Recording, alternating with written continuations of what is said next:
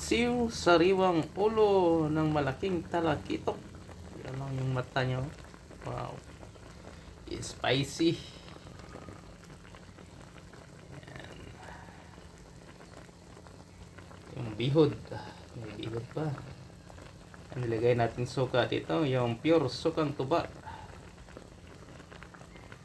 Yung nilagay natin, hindi na tayo naglagay ng tubig. Yan.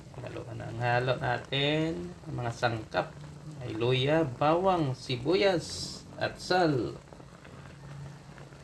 Ay paminta, asin. Yan, no? At syempre yung ating sariwang talakitok na malaki. Yan.